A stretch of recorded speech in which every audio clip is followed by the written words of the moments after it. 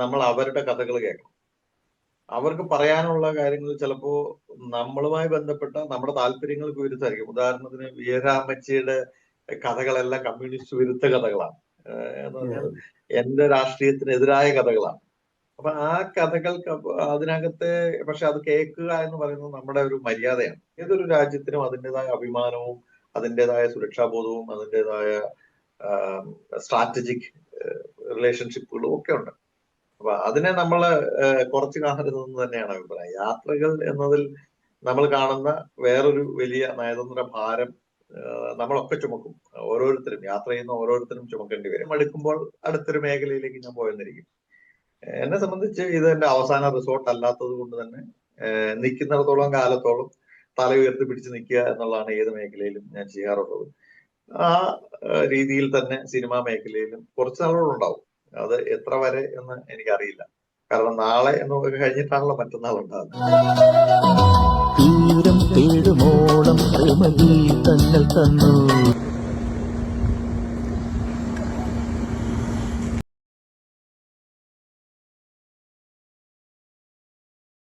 ഒട്ടേറെ സൗകര്യങ്ങൾ ഈ ഒറ്റയ്ക്കുള്ള യാത്രയിലുണ്ട്.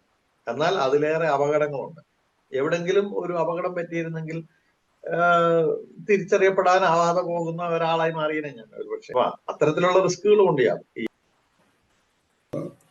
ഈ യാത്രാപൂരണത്തില് പല നഗരങ്ങളെ കുറിച്ചൊക്കെ പറയുമ്പോൾ ആ നഗരങ്ങളെ എന്തെങ്കിലുമായിട്ട് ബന്ധപ്പെടുത്തുന്നുണ്ട്. ഇപ്പോൾ സൈക്കിളുകളുടെ നഗരമെന്നോ അല്ലെങ്കിൽ പൂച്ചകളുടെ സ്ഥലമെന്നോ ആ ഒരു എന്തെങ്കിലും സവിശേഷതയുമായി മറ്റേ വിയന്നയെ കുറിച്ചിട്ട് പൂന്തോട്ടങ്ങളുടെ നഗരം എന്ന് പറയുന്നുണ്ടോ? അങ്ങനെ എന്തോ പറയുന്നുണ്ടോ? പാർക്കുകളുടെ നഗരം. പൂച്ചകള് ടർക്കിയാണോ അല്ലേ? ബന്ധപ്പെടുത്തി ടർക്കി, സൈക്കിളുകൾ മ്യൂണിക്ക്, അതെ, അങ്ങനെ ബന്ധപ്പെടുത്തി ഇങ്ങനെ പലയിടത്തും കണ്ടിരുന്നു പറയാം. നഗരങ്ങൾക്ക് സ്ഥലങ്ങൾക്ക് ഒരു ഐഡന്റിറ്റി കൊടുക്കുക എന്നുള്ളത്. ഈ നഗരങ്ങള് പറ്റി പറയുമ്പോഴും ഇപ്പൊ നേരത്തെ ഗൂഗിളിന്റെ കാര്യം പറഞ്ഞല്ലോ, ഈ ഗൂഗിള് വഴി തെറ്റിച്ച കാര്യം പറയുന്നുണ്ട്. ഒന്നിൽ കൂടുതൽ തവണ ഈ ഗൂഗിൾ നോക്കി പോയിട്ട് ആണോ അറിയില്ല, ചില ഉൾനാടൻ ഗ്രാമങ്ങളിൽ ചെല്ലുകയും അതിൻ്റെ അനുഭവങ്ങൾ പറയുന്നുണ്ട്. ഈ ഗ്രാമങ്ങളുടെ അനുഭവങ്ങൾ. അപ്പൊ അതിന്റെ ഭാഗമായിട്ടാണോ അറിയില്ല, ഒരു സന്ദർഭത്തിൽ യാത്രക്കിടയിലായിരിക്കാം, ഗ്രാമമാണോ എന്നറിയില്ല, ഇങ്ങനെ യാത്ര ചെയ്തുകൊണ്ടിരിക്കുമ്പോൾ, കാറിൽ യാത്ര ചെയ്തുകൊണ്ടിരിക്കുമ്പോൾ ഒരു സ്ഥലത്ത് എത്തിയപ്പോൾ ഒരു ഒറ്റ മരവും അതിൻ്റെ താഴെ ഒരു ബെഞ്ചും എന്നെ കാത്തിരിക്കുന്ന പോലെ ഉണ്ടായിരുന്നു എന്ന് പറയണ്ടായി. അത് ഗ്രാമത്തിലാണോ എന്നറിയില്ല, അല്ലെങ്കിൽ ഗ്രാമത്തിലാണ്. ഗ്രാമങ്ങളിലുള്ള അനുഭവം, അവിടുത്തെ ഗ്രാമീണരുമായുള്ള അനുഭവം, അങ്ങനെ ഒന്ന് എന്തെങ്കിലും ഓർക്കാൻ പറ്റുകയാണെങ്കിൽ. നമ്മള് ഓരോ നഗരത്തെയും ബന്ധപ്പെടുത്തി എന്ന് പറയുന്നത് ഒരിക്കലും അതൊരു ഗ്ലോബൽ ആരെങ്കിലും ഇട്ടിരിക്കുന്ന രീതിയിലല്ല ഞാനത് വിചാരിക്കുന്നത്. ഇപ്പൊ എനിക്ക് തോന്നിയ ഞാൻ എന്താണ് മുമ്പേ ആ ബസ്സുകളുടെ വിൻഡോയിൽ ഓരോരുത്തരും കാണുന്ന കാഴ്ച വ്യത്യസ്തമാണെന്ന് പറഞ്ഞ പോലെ ഞാൻ എന്ത് കണ്ടു എന്നതിനെ അടിസ്ഥാനമാക്കിയാണത്. അപ്പൊ അതില് എനിക്ക് ഇസ്താംബുളിനെ വിളിക്കാൻ ഇഷ്ടം പൂച്ചകൾ നഗരമാണ്. കാരണം അത്രയേറെ പൂച്ചകളുണ്ട്. കെഡി എന്നാണ് അതിനെ വിളിക്കുന്നത് അവിടെ ആളുകൾ. അപ്പൊ അങ്ങനെ ഒരു നഗരം, അതിനെ അങ്ങനെ ബന്ധിപ്പിക്കുന്നു. അപ്പൊ എന്താണ് എന്റെ മനസ്സിൽ ഞാൻ അടയാളപ്പെടുത്തിയിരിക്കുന്നത് എന്നുള്ളതാണ് അതിനകത്ത്. പിന്നെ ഒരു മരവും ബെഞ്ചും എന്ന് പറഞ്ഞാൽ ഞാൻ ഒരിക്കലും കാണാൻ സാധ്യതയില്ലാത്തൊരു വഴിയാണത്. ഞാൻ അതുവഴി പോകാൻ കാരണം ജർമ്മനിയിലെ സ്പീഡ് ലിമിറ്റ് ഇല്ലാത്ത ഒരു മോട്ടോർവേ ഉണ്ട്. അവിടെ ഒരു വണ്ടികൾക്കും സ്പീഡ് ലിമിറ്റിന് ക്യാമറകളോ അല്ലെങ്കിൽ അതിന് ഫൈനുകളോ ഇല്ലാത്ത കുറെ ദൂരമാണ്. അത് ഈ വലിയ മോട്ടോർ കാറുകളൊക്കെ, വലിയ ഹോസ് പവർ ഉള്ള വണ്ടികളൊക്കെ വന്ന് ഓടിക്കാൻ വേണ്ടി ആളുകൾക്ക് റേസ് പോകുന്ന രീതിയിൽ ഓടിക്കാനുള്ള ഒരു മോട്ടോർവേ ആണ്. ആ മോട്ടോർവേയിൽ കൂടി സഞ്ചരിക്കണമെന്ന് എനിക്ക് ആഗ്രഹം ഉണ്ടായിരുന്നു. അതുകൊണ്ടാണ് ഞാൻ ആ റൂട്ട് അതുവഴിയാക്കിയത്. പക്ഷെ അതിന് മുന്നിൽ എവിടെയോ ഒരു അപകടം നടന്നപ്പോൾ വണ്ടി തിരിച്ചുവിട്ടു. ഡീടൂറിംഗ് ഒക്കെ ഇതിനകത്ത് വളരെ നാച്ചുറലായി നടക്കുന്നതാണ്. അപ്പൊ ആ തിരിച്ചുവിട്ട വഴിയിൽ ഞാൻ എത്തപ്പെട്ട ഒരു സ്ഥലമാണത്. അപ്പൊ ഉച്ചഭക്ഷണ സമയമാണ്. അപ്പൊ ആ പാടത്തിന് നടുവിൽ ഒരു മരവും ഒരു ബെഞ്ചും ഇരിക്കുന്ന കണ്ട് ഞാൻ ജസ്റ്റ് ഒന്ന് നിർത്തി. അപ്പൊ അവിടെ നിന്ന് കുറെ നേരം റിലാക്സ് ചെയ്ത് കഴിഞ്ഞ് അടുത്ത ഒരു ഭക്ഷണ സ്ഥലം അന്വേഷിക്കുമ്പോൾ തന്നെ അവിടെ ഇത്തിരി അപ്പുറത്ത് പണിയെടുത്തിരുന്ന ആളുകൾ തന്നെയാണ് എനിക്ക് അവിടെ ഒരു പബ്ബ് കാണിച്ചിരുന്നത്. ആ പബ്ബിൽ പോയി ഭക്ഷണം കഴിച്ച്, ഗ്രാമത്തിലെ പബ്ബിലെ ഭക്ഷണം എന്ന് പറഞ്ഞാൽ വളരെ ഹൃദ്യമാണ് അവർ. ആളുകൾ ഗ്രാമത്തിലെ, നമ്മുടെ നാട്ടിലായാലും നഗരത്തിലെ ആളുകൾ അപരനെ കൺസിഡർ ചെയ്യുന്നത് വളരെ കുറവായിരിക്കും. അവരെ എന്തുകൊണ്ടൊക്കെയോ ഒരു ഒരു സംശയദൃഷ്ടിയോടെ കൂടിയായിരിക്കും ആളുകളെ കാണുന്നത്. എന്നാൽ ഗ്രാമത്തിലുള്ളവര് അവരെ ഏത് നാട്ടിലായാലും അവർ നമ്മളെ അങ്ങ് ഉൾക്കൊള്ളുകയാണ്, വരവേൽക്കുകയാണ്. വീട്ടിലേക്ക് ഭക്ഷണം കഴിക്കാൻ വിളിച്ച ഒട്ടേറെ അനുഭവങ്ങളുണ്ട് എനിക്ക്. ടർക്കിയില് ആട്ടിടയന്മാരുടെ കൂട്ടത്തില് അവിടെ എത്തിയിട്ട് തന്നെ ഭക്ഷണം കഴിക്കാൻ വിളിച്ചിട്ടുണ്ട്. ഞാനത് പലപ്പോഴും സ്വീകരിക്കാറില്ല. കുറച്ച് ഈ ഒറ്റയ്ക്കുള്ള യാത്ര എന്നുള്ളത് കൊണ്ട് തന്നെ നമ്മളിലെ നാഗരികൻ അവരെ സംശയദൃഷ്ടിയോട് കാണുന്നുണ്ടായിരിക്കാം. അതുകൊണ്ട് ഞാനതിൽ നിന്ന് പരമാവധി ഒഴിവായി നിൽക്കാനാണ് ശ്രമിക്കാറുള്ളത്. എന്നാലും ഞാനിപ്പോ തുർക്ക്മെനിസ്ഥാനില്, അല്ല കിർഗിസ്ഥാനില്, കുതിരകളുടെ കഥ പറയുന്ന കിർഗിസ്ഥാനില് ഞാനൊരു പാർട്ടി നടക്കുന്ന സ്ഥലത്ത് ഭക്ഷണം കഴിക്കാൻ വേണ്ടി എത്തപ്പെട്ടു. പിന്നെ അവര് ഭക്ഷണം കഴിച്ചിട്ട് വിട്ടുള്ളൂ. അത്രയേറെ വിഭവങ്ങൾ ഒരുക്കിയിരിക്കുന്നവരിടത്ത് ഞാൻ പുറത്തുനിന്നുള്ള ഒരാൾ, ഞാൻ മാത്രം, ഇംഗ്ലീഷ് അറിയാവുന്നത് 2-3 പേര് മാത്രം കാര്യങ്ങൾ ട്രാൻസ്ലേറ്റ് ചെയ്ത് കൊടുക്കുന്നു. അവരെ ഭക്ഷണം കഴിക്കാൻ വേണ്ടി വിളിക്കുന്നു. ഞാൻ അവരോട് വോളിബോൾ കളിച്ച് ഒരു ഉച്ചയ്ക്ക് സമയം ചെലവഴിച്ചു. കുട്ടികൾക്കൊപ്പം മീൻ പിടിക്കാൻ ഇറങ്ങി കുറച്ചു നേരം സമയം ചെലവഴിച്ചു. അത് മൊത്തത്തിലൊരു ഈ യാത്രയിലെ ഏറ്റവും ഹൈലൈറ്റ് ഉള്ള ഒരു ദിവസമായിരുന്നു അത്. കാരണം ഇത്രയേറെ കുതിരകളെ കണ്ടു നിറഞ്ഞൊരു ദിവസമില്ല. അങ്ങനെയുള്ള ഒരു സ്ഥലത്തൂടെ യാത്ര ചെയ്യുമ്പോൾ അവരുടെ ആതിഥേയത്വം സ്വീകരിക്കുക എന്നുള്ളത്. അപ്പം പലയിടത്തും നമ്മളെ ഈ പ്രാദേശികമായ ആളുകൾ, നാട്ടുംപുറത്തുള്ളവര് വളരെ ഹൃദ്യമായിട്ടാണ് നമ്മളെ സ്വീകരിക്കുന്നത്. ജിപ്സികൾ വളരെ ഹൃദ്യമായിട്ടാണ് നമ്മളെ സ്വീകരിക്കുന്നത്. അവരിങ്ങനെ യാത്ര ചെയ്തുകൊണ്ടിരിക്കുന്നവരാണ്. നമ്മൾ യാത്രക്കാരാണെന്ന് കണ്ടാൽ അവർക്ക് നമ്മളോടൊരു താല്പര്യം കൂടുതലാണ്. കാരണം തദ്ദേശീയരെ അവർ അത്രയും മൈൻഡ് ചെയ്യുമോ എന്ന് എനിക്ക് അറിഞ്ഞൂടാ. പക്ഷെ യാത്രക്കാരെ അവര് എല്ലാ സ്ഥലത്തും യാത്രികരെ ഒരു ബഹുമാനത്തോടുകൂടി അല്ലെങ്കിൽ സ്നേഹത്തോടുകൂടി കാണുന്ന ഗ്രാമവാസികളെയാണ് ഞാൻ കണ്ടത്. പലയിടത്തും യാത്ര ചെയ്യുമ്പോൾ അവിടെയുള്ള ആളുകൾ, ആരെങ്കിലും ഒരാൾ മുറി ഇംഗ്ലീഷും പിന്നെ ജസ്റ്റേഴ്സൊക്കെ കൂടിയിട്ട് ആണ് സംവദിച്ചിരുന്നതെന്ന് പറയുന്നൊരു ഭാഗമുണ്ട്. അപ്പോൾ ഞാൻ നേരത്തെ പറഞ്ഞ കാര്യങ്ങളൊന്ന് ഓർക്കുകയാണ്. അതുപോലെ ഈ ഇതിൽ പുസ്തകത്തിലെ കുറേ ഫോട്ടോസ് ഉണ്ട്. ഒരു ഫോട്ടോ ഈ കാറിൻ്റെ മുകളിൽ നിറയെ കുട്ടികളിരിക്കുന്ന ഒരു ഫോട്ടോ ആണ്. അതുപോലെ ആ കുതിരകളുടെ അങ്ങനെയാണ് ജിപ്സികൾ അവരുടെ കൂടെയുള്ള ഫോട്ടോ ഒക്കെ ഇതിലാണ്. ഈ പുസ്തകത്തിൻ്റെ ഒരു സവിശേഷത ആ യാത്രക്കിടയിൽ എടുത്തിട്ടുള്ള ഫോട്ടോ കൂടി ചേർന്നുള്ളതാണ്. ഈ പുസ്തകത്തിൽ ഒരു ഫോട്ടോഗ്രാഫറെ കുറിച്ച് പറയുന്നുണ്ട്. സ്മിത്ത് എന്നാണ് പേര്, ജോൺ സ്മിത്ത്. ജോൺ കാൻലി. ഇംഗ്ലണ്ടിലെ പ്രധാനപ്പെട്ട ഒരു ഫോട്ടോന്റെ ആളാണ് എന്നുള്ളത് പിന്നെയാണ് ഫോട്ടോ ജേർണലിസ്റ്റ് അല്ലേ. ഈ പുസ്തകത്തിന്റെ ഒരു സവിശേഷത ഈ യാത്രയിൽ നിന്ന് തിരുശേഷിപ്പുകളായിട്ട് ഈ ഫോട്ടോസ് കൂടി ഉണ്ട് എന്നാണ് പറയാൻ ഉദ്ദേശിച്ചത്. അതേപോലെ ഫോട്ടോ ജേർണലിസ്റ്റ് ആയിട്ടുള്ള ആള് ഈ ഇതിലൂടെ, ഈ പുസ്തകത്തിലൂടെ കടന്നു പോകുന്നുണ്ട്. ഇത്തരം കാര്യങ്ങൾ ഞാൻ ഓർത്തു. അതാണ്. അതേപോലെ വിയന്നെ എന്തെങ്കിലും പറയണമെങ്കിൽ എന്താ കൂടി?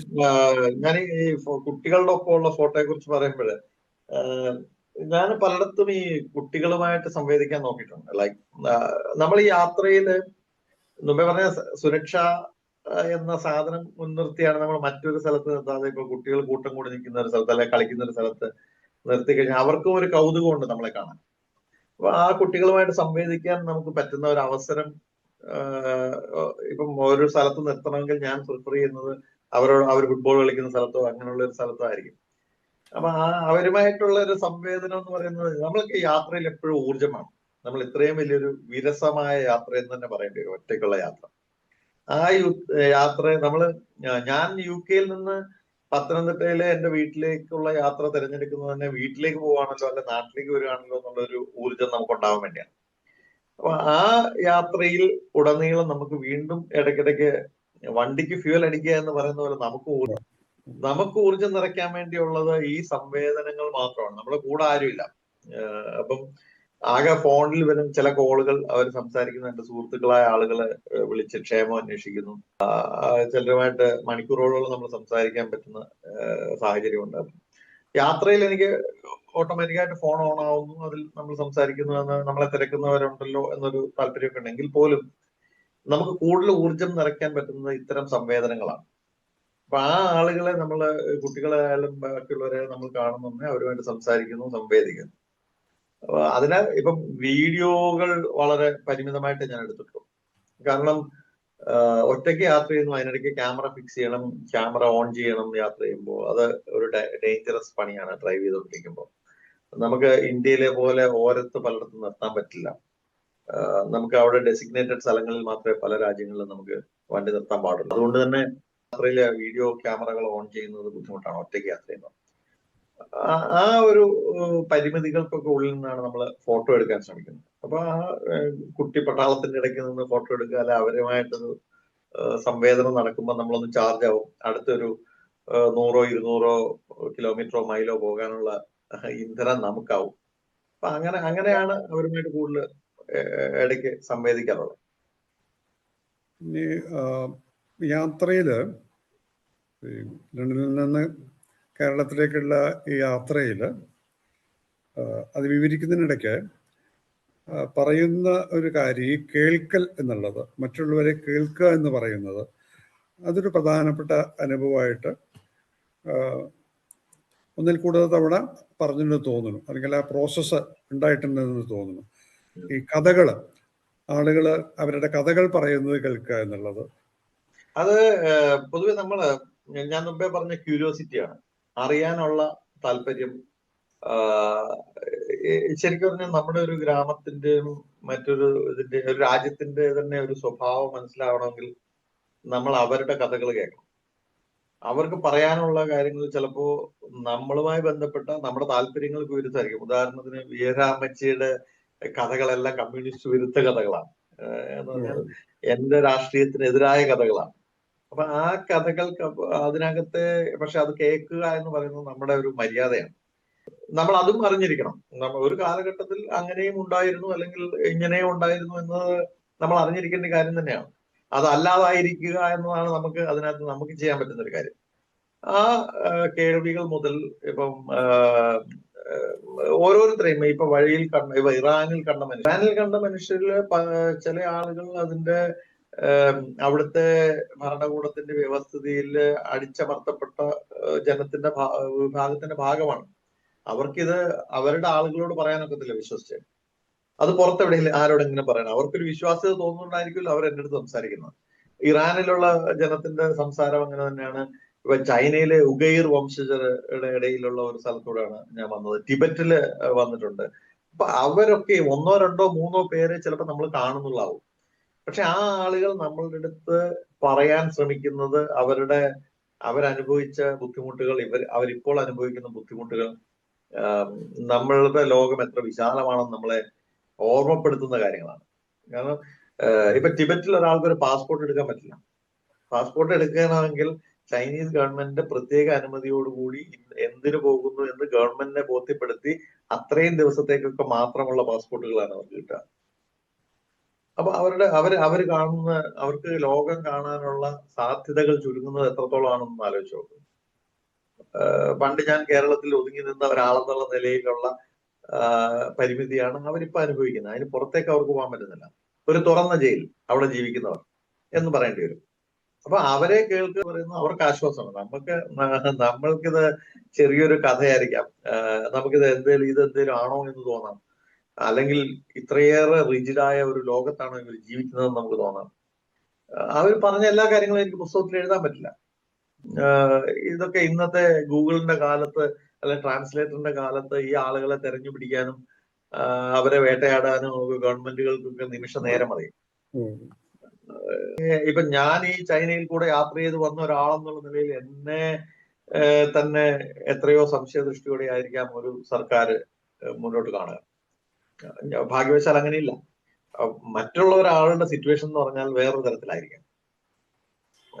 ആ രാജ്യത്തിനെ പറ്റിയുള്ള പുറത്തേക്ക് പോകരുതാത്ത വിവരം ഒരാളോട് പറഞ്ഞു, ആ ആൾ പുറത്തേക്ക് തുറന്നു പറഞ്ഞാൽ അവരുടെ ജീവന് തന്നെ ഭീഷണിയാണത്. അപ്പൊ ആ ഒരു സിറ്റുവേഷനിൽ ജീവിക്കുന്ന മനുഷ്യരെ നമ്മൾ കാണുമ്പോൾ അവരെ കേൾക്കുക എന്നുള്ള ഒരു പ്രക്രിയ തന്നെ വലിയ കാര്യമായിട്ടാണ് എനിക്കിപ്പോ ഫീൽ ചെയ്യുന്നത്. എനിക്ക് അന്നേരം അത് അത്രത്തോളം തോന്നിയിട്ടില്ല. പക്ഷെ അതിൽ നിന്ന് പുറത്ത് കടന്നു കഴിയുമ്പോൾ തോന്നുന്ന ഒരു തോന്നലാണ്, അവരെ കേൾക്കാൻ ആരെങ്കിലും ഉണ്ടല്ലോ എന്നൊരു സമാധാനം അവർക്കുണ്ടാവുന്നു. അതിനപ്പുറത്തേക്ക് ഇതിന് എന്തെങ്കിലും സംഭവിക്കുമോ എന്ന് ചോദിച്ചു കഴിഞ്ഞാൽ ഞാൻ അത്രയ്ക്ക് ധൈര്യവാനല്ല അതിനെക്കുറിച്ച് മുഴുവൻ തുറന്നെഴുതാൻ. കാരണം ഈ പറഞ്ഞ ആളുകൾക്ക് അതിനകത്ത് പരിക്ക് പറ്റാൻ സാധ്യതയാണ്. ദുബായിൽ തന്നെ തോന്നുന്നത്, ഷാർജയിലും അറിയില്ല, ഒരു മ്യൂസിയത്തില് ഒരു ഫോട്ടോ, നല്ലൊരു ഫോട്ടോ ഉണ്ടായിരുന്നു. അവിടെ ഷാർജയിലെ റോള സ്ക്വയർ ആ തോന്നുന്നു, അവിടെ ഒരു ആൽമരമുണ്ട്. അപ്പൊ ആ ആൽമരത്തിന്റെ കീഴിൽ ധാരാളം പേര് നിൽക്കുന്നത്. പണ്ട് കാലത്ത് കുറച്ച് വർഷങ്ങൾക്ക് മുമ്പ് ആളുകൾ ആ മരത്തിന്റെ കീഴാണ് വരിക എന്നാ പറയാ. വല്ലവരും നാട്ടിലേക്ക് വരുന്നു, അപ്പൊ കൊടുത്തയക്കാനൊക്കെ അപ്പൊ അവരവിടെ വരിക. അപ്പൊ ആ ഒരു വലിയൊരു റോളയുടെ ഏതോ ഒരു ഷെയ്ക്ക് ഇന്ത്യയിൽ വന്നിട്ട് കൊണ്ടുവന്ന് നട്ടുള്ളതാണ്. ആ ഫോട്ടോ ഞാൻ ആ ഫോട്ടോ എടുത്തിട്ട് നെറ്റിൽ നിന്ന് അങ്ങോട്ട് ഇമെയിൽ ഉണ്ട്, ഞാനൊരു മെയിൽ അയച്ചു, നന്നായിട്ടുണ്ടെന്ന് പറഞ്ഞിട്ട്. അങ്ങനെ ഒരിക്കൽ മറുപടി ചെയ്തിട്ട് പിന്നെ അങ്ങോട്ട് ബന്ധപ്പെട്ടില്ല. കാരണം അങ്ങോട്ട് പാകിസ്ഥാൻകാരനാണ്. എനിക്ക് തോന്നുന്നു അങ്ങോട്ട് പേടിയായി. എന്തൊക്കെ പ്രശ്നങ്ങൾ ഉണ്ടാവാന്ന് അറിയില്ലല്ലോ. എന്നെക്കുറിച്ച് സംശയം ഉണ്ടാവാം, പിന്നെ നാട്ടിൽ തന്നെ പാകിസ്ഥാനിൽ നിന്ന് നിലയ്ക്ക് അവിടെ നിന്ന് ഉണ്ടാവാവുന്ന പ്രശ്നം. നമ്മൾ ഈ ഇന്ത്യയിലുള്ള പോലെ എല്ലായിടത്തും അങ്ങനെ ആവണമെന്നില്ല. ഇന്ത്യയിലുണ്ടാവാം, കാലം മാറുകയാണ്. അവിടെ ഞാൻ പറഞ്ഞപ്പോൾ ഓർത്തു, അത്രേ ഉള്ളൂ. അല്ല, എല്ലായിടത്തും ഉണ്ട്. എല്ലായിടത്തും നയതന്ത്രപരമായ ഭാരങ്ങൾ ചുമക്കുന്ന ആളുകളാണ് നമ്മൾ, അറിഞ്ഞോ അറിയാതെയോ. നമ്മൾക്ക് ഇതിലൊന്നും പങ്കില്ല. നമ്മൾ വെറുതെ യാത്ര ചെയ്യുന്ന ഒരാളാണെങ്കിൽ പോലും നമ്മളെ അവര് കാണുന്നത് മറ്റൊരു രാജ്യത്തു നിന്നുള്ള ഒരാളായിട്ട് തന്നെയാണ്, വേറൊരു പൗരനായിട്ട് തന്നെയാണ്. അപ്പൊ അതിനകത്ത് നമ്മൾ പേറേണ്ടി വരുന്ന നയതന്ത്ര ഭാരം ഉറപ്പായിട്ടുണ്ട്. നമ്മൾ പാലിക്കേണ്ട ചില അച്ചടക്കങ്ങളുണ്ട്. നമ്മളെ കാര്യങ്ങൾ വരെ നമുക്ക് സംസാരിക്കാം, എന്തൊക്കെ വരെ നമ്മൾ കാണാം, അപ്പൊ കാണുന്നത് എന്തൊക്കെ വരെ നമുക്ക് പുറത്തു പറയാം. ഇത്തരം കാര്യങ്ങളിലൊക്കെ നമ്മൾ ഒരു യാത്രികൻ മിതത്വം പാലിക്കണം. നമ്മൾ വീണ്ടും യാത്ര ചെയ്യാൻ ഉദ്ദേശിക്കുന്നുണ്ടെങ്കിൽ, ഇല്ല ഇത് നമ്മളുടെ ഇനി യാത്രയില്ല, ഇനി ആ രാജ്യത്തേക്ക് ഇല്ല എങ്കിൽ നമുക്ക് എന്ത് വേണമെങ്കിലും പറയാം. പക്ഷേ എനിക്ക് ഇതിനെ സംബന്ധിച്ച് പറയാനുള്ള, ഒരു രാജ്യത്ത് നമ്മൾ പോകുമ്പോൾ എന്റെ ഒരു വ്യക്തിപരമായ അഭിപ്രായം എന്ന് പറയുന്നത്, നമ്മൾ ആ രാജ്യത്തെ ഒരു കാരണവശാലും ഇകഴ്ത്തി കാണിക്കാതിരിക്കുക. കാരണം അത് മറ്റൊന്ന് മെച്ചമാണെന്ന് പറയാൻ വേണ്ടിയാണല്ലോ നമ്മള് മറ്റൊന്നിനെ താത്തിക്കെട്ടി പറയും. അതില്ലാതെ തന്നെ ഒരെണ്ണം മെച്ചമാണെന്ന് പറയാൻ നമുക്ക് തീർച്ചയായിട്ടും കഴിയും. ആ ഒരു ഇകഴ്ത്തൽ നമ്മൾ പല എഴുത്തുകളിലും പല സംഭാഷണങ്ങളിലും പലയിടത്തും നമ്മൾ കാണാറുണ്ട്. അത് നമ്മൾ ആ കടന്നു വന്ന രാജ്യത്തെ നമ്മൾ അതിനെ അക്നോളജ് ചെയ്തിട്ട് തിരിച്ചിറങ്ങി കഴിയുമ്പോൾ അതിനെ ഇകഴ്ത്തുന്ന രീതിയിലാണെന്നാണ് എൻ്റെ ഒരു വ്യക്തിപരമായ അഭിപ്രായം. കാരണം ഏതൊരു രാജ്യത്തിനും അതിൻ്റെതായ അഭിമാനവും അതിൻ്റെതായ സുരക്ഷാബോധവും അതിൻ്റെതായ സ്ട്രാറ്റജിക് റിലേഷൻഷിപ്പുകളും ഒക്കെ ഉണ്ട്. അപ്പൊ അതിനെ നമ്മൾ കുറച്ച് കാണരുതെന്ന് തന്നെയാണ് അഭിപ്രായം. യാത്രകൾ എന്നതിൽ നമ്മൾ കാണുന്ന വേറൊരു വലിയ നയതന്ത്ര ഭാരം നമ്മളൊക്കെ ചുമക്കും. ഓരോരുത്തരും യാത്ര ചെയ്യുന്ന ഓരോരുത്തരും ചുമക്കേണ്ടി വരും. പക്ഷെ അതിന്റെ പരിധികൾ നിശ്ചയിക്കപ്പെടണം, സ്വയം നിശ്ചയിക്കണം. മറ്റൊരാളുടെ പറയുന്ന പരിധികളോ അല്ല വരയ്ക്കുന്ന കളത്തിനോ പുറത്തേക്ക് നമ്മളുടേതായ ഒരു അഭിപ്രായം രൂപപ്പെടണമെന്നാണ് അഭിപ്രായം. സഞ്ചാര സാഹിത്യകാരൻ കൂടി ആയിട്ടുള്ള സക്രിയ ആണല്ലോ ഒരു അവതാരിക എഴുതിയുള്ളത്. അതിന് ശീർഷകമായിട്ട് കൊടുത്തിരിക്കുന്നത് പുതിയ ഭൂപടം എന്നാണ്. രാജേഷ് കൃഷ്ണ ഇപ്പോ എഴുത്തുകാരൻ മാത്രമല്ല, ഇപ്പോൾ യാത്ര ചെയ്യുമ്പോൾ അവിടെ ഉപയോഗിച്ചിട്ടുള്ള ലേബല് സിനിമാ നിർമ്മാതാവ് എന്നാണ്. അപ്പം അതിൽ സത്യമുണ്ടല്ലോ, ചില സിനിമകളുടെ നിർമ്മാണവുമായിട്ട് ബന്ധപ്പെട്ടിട്ടുണ്ട്, മലയാള സിനിമകളായിട്ട് ബന്ധപ്പെട്ടിട്ടുണ്ടെന്നറിയാം. അപ്പോൾ അതിനെക്കുറിച്ചും അതേപോലെ തന്നെ ഇപ്പോൾ ലണ്ടനിലല്ലേ, അപ്പോൾ ഈ അവിടെ ഫിലിം ഫെസ്റ്റിവലുകൾ, ഇപ്പോൾ നമ്മുടെ നാട്ടിലെ ഒരുപക്ഷെ ലോകത്തിലെ ഇത്രയും കുറച്ച് സ്ഥലത്ത് ഏറ്റവും കൂടുതൽ ഫെസ്റ്റിവൽ നടക്കുന്ന ഒരു നാട് വേറെ ഉണ്ടാവണമെന്നില്ല. ഇത്രയും ആളുകൾ വരുന്ന ഫെസ്റ്റിവൽ ഉണ്ടോയെന്ന് സംശയമാണ്. ഇപ്പോൾ തിരുവനന്തപുരത്ത് ഇന്ത്യയുടെ കേരളത്തിന് ചിലതും നടക്കുമ്പോൾ എത്തുന്ന ആളുകൾ എനിക്ക് തോന്നുന്നു മറ്റിടത്തൊക്കെ വരുന്നുണ്ടോയെന്ന് അറിയില്ല. ഇപ്പോൾ ഗോവയിൽ എത്ര പേര് വരുന്നുണ്ടോയെന്ന് അറിയില്ല, മറ്റു നാടുകളിലുണ്ടോയെന്ന് അറിയില്ല. അപ്പോൾ ആ സിനിമയുമായിട്ട് ബന്ധപ്പെടുത്തി എന്തെങ്കിലുമൊക്കെ പറഞ്ഞാൽ അവിടുത്തെ ഫിലിം ഫെസ്റ്റിവലിനെ പറ്റിയിട്ടും അങ്ങനെയൊക്കെയുള്ള കാര്യങ്ങൾ. എന്റെ ജീവിത യാത്ര പറഞ്ഞാൽ ഈ തിരഞ്ഞെടുപ്പുകൾ ഇന്നതാവണം ഇന്നത്തേക്ക് പോകണം എന്നുള്ളൊരു തിരഞ്ഞെടുപ്പില്ലാത്തൊരു മനുഷ്യനാണ് ഞാൻ ഇന്നിൽ ജീവിക്കുന്ന ഒരാളാണ്. അത് എത്രത്തോളം മറ്റൊരാൾക്ക് മനസ്സിലാവുമെന്ന് എനിക്ക് അറിഞ്ഞുകൂടാ. ഞാൻ നാളത്തെ കുറിച്ച് ഒട്ടും ബോധമില്ല. ഒരു ഇല പോലെ ആണോ? രണ്ട് രീതി പറയുന്നുണ്ട്. ഏതൊരു അധ്യായത്തിൽ ഒരു ഇല പോലെ. അതെ അതെ, അങ്ങനെ തന്നെ. ഏത് വഴിയാണെന്ന് പറഞ്ഞിട്ടില്ല. ഇങ്ങനെ രണ്ട് വഴിയുണ്ടെന്ന് പറയുന്നുണ്ട്.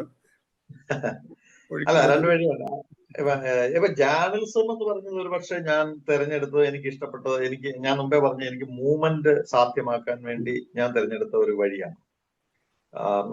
അപ്പം രാഷ്ട്രീയം എന്നത് രാഷ്ട്രീയത്തിൽ ഉണ്ടായിരുന്ന കാലത്തും അത് മാത്രം ഒരു പ്രധാന ജോലിയായി കൊണ്ടുനടക്കാൻ പാടില്ല എന്ന് അന്ന് ബോധ്യമുണ്ടായ ഒരാളാണ്. അപ്പൊ അതുകൊണ്ട് തന്നെ നമുക്കൊരു തൊഴിൽ വേണം. ഇന്ന് മുഴുവൻ സമയം രാഷ്ട്രീയക്കാരാണ് മിക്കവാറും എല്ലാവരും.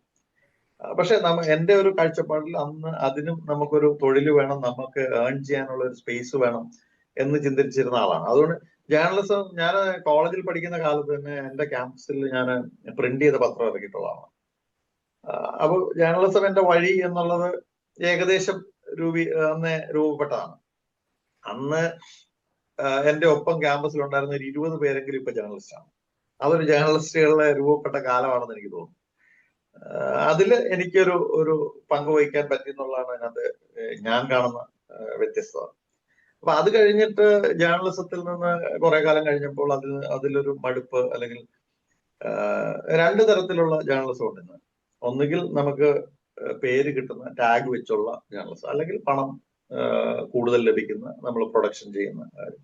ഞാനൊരു മീഡിയ പ്രൊഡ്യൂസറായി വർക്ക് ചെയ്ത കാലഘട്ടത്തിൽ എനിക്ക് എൻജോയ് ചെയ്യാവുന്ന ചെയ്യേണ്ട മേഖലകളിലെല്ലാം ഞാൻ എൻജോയ് ചെയ്തിട്ടുണ്ട്.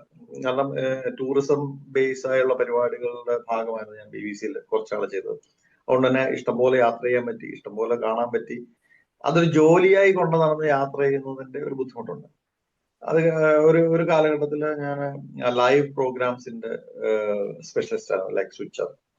അപ്പം ഇഷ്ടംപോലെ പ്രീമിയർ ലീഗ് ഫുട്ബോളും അത്തരത്തിലുള്ള കാര്യങ്ങളും കണ്ടു. പിന്നെ ഓരോ മേഖലയിലും ഞാൻ ഒരിടത്ത് മാത്രം നിൽക്കുന്ന ഒരാളായി ആയിരുന്നില്ല ഒരിക്കലും. അപ്പൊ എനിക്ക് ഇടയ്ക്കിടയ്ക്ക് ഞാൻ സ്വിച്ച് ചെയ്യും. അങ്ങനെ വന്നുപെട്ട ഒരു ആകസ്മികമായി വന്നുപെട്ട മേഖലയാണ് സിനിമാ മേഖല. പുഴു എന്ന സിനിമയാണ് ഞാൻ ആദ്യമായിട്ട് ഭാഗമായത്. അത് നിന്നു പോകുന്ന ഒരു ഘട്ടത്തിൽ ഒരു സിനിമ ഫുൾഫിൽ ആവുന്നതിന് മുന്നേ ഒട്ടേറെ ഘട്ടങ്ങൾ ഉണ്ടാവാറുണ്ട്. അത് ചിലപ്പം മുന്നോട്ട് പോകാത്ത ഘട്ടങ്ങളൊക്കെ ഉണ്ടാവും, പല കാരണങ്ങളാൽ. അപ്പൊ അത്തരത്തിലൊരു ഘട്ടത്തിൽ ഞാൻ അതിന്റെ ഭാഗമായതാണ്. അത് കഴിഞ്ഞപ്പോൾ അതിനെ ഇത്തിരി സീരിയസ് ആയി സമീപിക്കണം എന്ന് തോന്നി കുറച്ചു നാളത്തേക്ക്. അങ്ങനെയാണ് ഭാവനയുടെ തിരിച്ചുവരവ് ഉണ്ടായ എന്റിക്കാക്കയ്ക്ക് പ്രേമം ഉണ്ടായിരുന്ന സിനിമയിലേക്ക് പോകുന്നത്. അതിനപ്പുറം ഇപ്പോ നിഖില വിമൽ നായികയായി പെണ്ണുകേസ് എന്ന് പറയുന്ന ഒരു സിനിമ വരുന്നു. ഒരു സ്ത്രീ കഥാപാത്രത്തിന് വളരെ ഇമ്പോർട്ടൻസ് ഉള്ള ഒരു ചിത്രമാണ്. അതിനും അപ്പുറത്തേക്കാണ് മഹേഷ് നാരായണൻ സംവിധാനം ചെയ്യുന്ന മമ്മൂട്ടി, മോഹൻലാൽ, ഫഹദ് ഫാസിൽ, കുഞ്ചാക്കോ ബോബൻ, നയൻതാര, സെറിൻ ഷിഹാബ് ഒക്കെ അഭിനയിക്കുന്ന മഹേഷ് നാരായണന്റെ ചിത്രത്തില് ഇപ്പൊ ഭാഗമായിട്ടുണ്ട്. അപ്പൊ ഈ ജേർണി എവിടെ വരെ പോകുന്നൊന്നും എനിക്കറിയില്ല. ഞാൻ ഇത് മടുക്കുമ്പോൾ അടുത്തൊരു മേഖലയിലേക്ക് ഞാൻ പോയെന്നിരിക്കും. എന്നെ സംബന്ധിച്ച് ഇത് എന്റെ അവസാന റിസോർട്ട് അല്ലാത്തത് കൊണ്ട് തന്നെ നിൽക്കുന്നിടത്തോളം കാലത്തോളം തല ഉയർത്തി പിടിച്ച് നിൽക്കുക എന്നുള്ളതാണ് ഏത് മേഖലയിലും ഞാൻ ചെയ്യാറുള്ളത്. ആ രീതിയിൽ തന്നെ സിനിമാ മേഖലയിലും കുറച്ച് നാളുകളുണ്ടാവും. അത് എത്ര വരെ എന്ന് എനിക്കറിയില്ല. കാരണം നാളെ എന്ന് കഴിഞ്ഞിട്ടാണല്ലോ മറ്റന്നാൾ ഉണ്ടാകുന്നത്. അപ്പൊ ഞാൻ ഇന്നിൽ ജീവിക്കുന്ന ഒരാൾ നാളെ കൊണ്ടുപോലും ഞാൻ അതിനെക്കുറിച്ച് ബോധർ ചെയ്യുന്നില്ല. വ്യത്യസ്തമായ സിനിമകൾ ചെയ്യുക എന്നുള്ളതാണ് താല്പര്യം. പിന്നെ ഞാൻ ഈ പറഞ്ഞത് കൊണ്ട് തന്നെ മനസ്സിലാവും, ഞാനൊരു ഹാർഡ് കോർ സിനിമ ഫാനായി സിനിമ സ്വപ്നം കണ്ട് വന്ന ആളൊന്നുമല്ല. ഈ സിനിമയിൽ എത്തുന്നതിന് മുന്നേ ഇതിനകത്തുള്ള ടെക്നീഷ്യൻസും നടന്മാരും ഒക്കെയായി ഒരു പരിമിതമായ ബന്ധമുണ്ടായിരുന്ന, അവരുമായിട്ട് ഒരു ആശയവിനിമയത്തിനുള്ള സാധ്യത ഉണ്ടായിരുന്ന ഒരാളാണ്. അതുകൊണ്ട് സിനിമ ഞാൻ ഇപ്പൊ ഫെസ്റ്റിവലിന്റെ കാര്യം പറഞ്ഞുകൊണ്ടാണ് ഞാനങ്ങനെ കേരളത്തിലെ ഫിലിം ഫെസ്റ്റിവൽ പോലും ഞാൻ സിനിമ കാണാനുള്ള ഒരു ദിവസം 5 സിനിമയൊക്കെ കാണുന്ന എന്റെ സുഹൃത്തുക്കളെ എനിക്കറിയാം. ഫെസ്റ്റിവൽ നടക്കുമ്പോൾ മാക്സിമം സിനിമ കാണുന്ന സുഹൃത്തുക്കളെ. അത് അവരുടെ ഇവിടുത്തെ പരിമിതികൾ കൊണ്ടാണ്. ഞാൻ ജീവിക്കുന്ന ലണ്ടനിൽ എനിക്ക് ഈ സിനിമകൾ കിട്ടാൻ വലിയ ബുദ്ധിമുട്ടൊന്നുമില്ല. ഏത് സിനിമ ഇവിടെ നിരോധിക്കുന്നതും പുറത്ത് നിരോധിക്കുന്നതും ഒക്കെ കിട്ടാം. അപ്പം അത്തരത്തില് സിനിമ കാണാനുള്ള വലിയ ഫെസ്റ്റിവലിലേക്ക് പോകുന്ന ഒരാളല്ല. ഞാൻ അവിടെ സൗഹൃദങ്ങളെ കാണാൻ വേണ്ടി ഫെസ്റ്റിവലിൽ പോകുന്ന ഒരാൾ മാത്രമാണ്. അവിടെ ചിലപ്പോൾ 1-2 സിനിമയായിരിക്കും ഒരു ദിവസം ഞാൻ കാണുന്നത്. അത് എനിക്ക് അങ്ങനെ സിനിമയെ പ്രണയിച്ച് സിനിമയിലേക്ക് വന്ന ആളെ അല്ല ഞാൻ. അങ്ങനെ നടിക്കേണ്ട ഒരാവശ്യവും എനിക്കുണ്ടെന്ന് തോന്നുന്നില്ല. ഞാനിപ്പോ ഈ മേഖലയിൽ നിൽക്കുന്നു. അതിന്റെ ഇപ്പം കൊമേഴ്ഷ്യൽ താല്പര്യം മാത്രമാണെങ്കിൽ ഞാൻ ഇത്തരം സിനിമകൾ എടുക്കില്ല. നഷ്ടമാവാതിരിക്കുക, അടുത്തൊരു സിനിമ എടുക്കാനുള്ള സ്പേസ് ഉണ്ടാവുക, ലാഭം ഉണ്ടായില്ലെങ്കിലും യാതൊരു ബുദ്ധിമുട്ടും ഇല്ല. ഇങ്ങനെ തന്നെ കുറച്ചാൾ മുന്നോട്ട് പോവുക. എന്നെ വിശ്വസിച്ച് ഇൻവെസ്റ്റ് ചെയ്യുന്ന ഇഷ്ടംപോലെ ആളുകളുണ്ട്. ആ ഇൻവെസ്റ്റ്മെന്റുകൾ നഷ്ടപ്പെടാതെ നോക്കുക എന്നുള്ളതാണ് എന്റെ പണി. അപ്പൊ അത് കൂടുതലായി പ്രൊഡ്യൂസർക്കപ്പുറം എക്സിക്യൂട്ടീവ് പ്രൊഡ്യൂസർ എന്ന ഒരു ഇംഗ്ലീഷ് ലേബലിലുള്ള ഒരു പണിയാണ് ഞാൻ കൂടുതൽ ചെയ്യാൻ ആഗ്രഹിക്കുന്നതും ചെയ്യുന്നത്. അപ്പൊ അത് ഞാൻ കുറച്ചു കാലത്തൂടെ തുടരും. അത് കഴിഞ്ഞെന്തെന്നുള്ളത് അന്നേരം. അതാണ് എന്റെ ഒരു രീതി. ഇപ്പോ വല്ല യാത്രയും മനസ്സിലുണ്ടോ? മനസ്സിൽ യാത്രയുണ്ട് ഉറപ്പായിട്ട്. ഇപ്പോ ഏറ്റവും ഇത് ഡേഞ്ചറസ് ആയിരുന്നു എന്ന് തോന്നി കൂടുതൽ തോന്നലുകൾ ഉണ്ടായിക്കൊണ്ടിരിക്കുന്ന ആണെന്ന് ഞാൻ പറഞ്ഞല്ലോ. കാരണം യാത്ര കഴിഞ്ഞപ്പോഴാണ് നമ്മൾ ചില സമയങ്ങളും ചില ഘട്ടങ്ങളും യാത്രയുടെ ചില ഘട്ടങ്ങളും ഒക്കെ റീവൈൻഡ് ചെയ്ത് നോക്കുമ്പോഴാണ് അതിനകത്ത് ആ ഡേഞ്ചറസ് സിറ്റുവേഷൻസ് മനസ്സിലാവും. പക്ഷെ ഞാൻ ഇപ്പം മനസ്സിൽ കൊണ്ട് നടക്കുന്ന, എപ്പം നടക്കുമെന്ന് എനിക്ക് ഉറപ്പില്ല. ഈ വർഷമോ അടുത്ത വർഷമോ ചിലപ്പോൾ നടന്നേക്കാം. കഴിഞ്ഞ യാത്ര പോലെ ഇത് നടന്നേ മതിയാവൂ എന്ന് എനിക്ക് അങ്ങനെ ഒരു, അത് ഞാൻ പറഞ്ഞില്ലേ, ഇപ്പൊ ഞാൻ ട്രാൻസിഷനിലാണ്. ആ യാത്രയിൽ നിന്ന് ഇപ്പൊ സിനിമയിലേക്ക് യാത്ര ചെയ്തുകൊണ്ടിരിക്കുന്നു. അപ്പൊ അതിന്റെ വർക്കുകളും ഒക്കെ ഒന്ന് ഒതുങ്ങിയാൽ എനിക്ക് താല്പര്യപ്പെടുന്ന യാത്ര എന്ന് പറയുന്നത് പണ്ട് ചെഗ്വേര യാത്ര ചെയ്ത മോട്ടോർ സൈക്കിൾ ഡയറീസിലെ റൂട്ടാണ്. അപ്പൊ അതിന്റെ ഒരു പ്രാരംഭ പണികൾ ഞാൻ ചെയ്തു തുടങ്ങി. അതിന്റെ വിസ, ബാക്കിയുള്ള കാര്യങ്ങൾ പ്രോസസ് ചെയ്യാനുള്ള പരിപാടികൾ എന്തൊക്കെയാണ് അതിന്റെ ക്രൈറ്റീരിയ എന്നുള്ളതൊക്കെ എടുത്തു വെച്ചു. ഈ യാത്രയ്ക്ക് വേണ്ടിയിട്ട് പാസ്പോർട്ടും വിസയും ഒക്കെ കിട്ടാൻ വേണ്ടിയുള്ള ബുദ്ധിമുട്ടിനെ പറ്റി എഴുതിയിട്ടുണ്ട് ഇതില്, പുസ്തകത്തിൽ എഴുതിയിട്ടുണ്ടല്ലോ. വിസ കിട്ടാൻ അതിന്റെ ഉത്കണ്ഠ, പാസ്പോർട്ട് അയച്ചിട്ട് 3 ദിവസം കഴിഞ്ഞിട്ട് കിട്ടാത്ത അവസ്ഥ അങ്ങനെ എഴുതിയിട്ടുണ്ടല്ലോ. ഇപ്പൊ ഞാനെപ്പോഴും എന്റെ രാഷ്ട്രീയത്തിന്റെ വിരുദ്ധ രാഷ്ട്രീയത്തിൽ നിൽക്കുന്ന ആളുകൾ ദേശീയതയും രാഷ്ട്ര സ്നേഹത്തെയും കുറിച്ചൊക്കെ വാചാലരാകുന്ന ഞാൻ കണ്ടിട്ടുണ്ട്. ഞാനിപ്പോ 22-23 വർഷമായി പ്രവാസിയാണ്. എനിക്ക് വേണമെങ്കിൽ ബ്രിട്ടീഷ് പാസ്പോർട്ട് ഒരു 10-15-18 വർഷം മുന്നേ കിട്ടുമായിരുന്ന ആളാണ്. ഞാനിപ്പോഴും ഇന്ത്യൻ പാസ്പോർട്ട് നിലനിർത്തുന്ന ആളാണ്. അതെന്റെ ദേശീയതയോ എന്റെ താല്പര്യമോ എന്നതിനപ്പുറത്തേക്ക് ഞാൻ അതിൽ തന്നെ എന്റെ വേരുകളിൽ തന്നെ നിൽക്കാൻ ആഗ്രഹിക്കുന്ന ഒരാളാണ്. അപ്പൊ ഞാനത് നിൽക്കുന്നു എന്നതിന്റെ, ആ വേരുകളിൽ തന്നെ നിൽക്കുന്നു എന്നതിന്റെ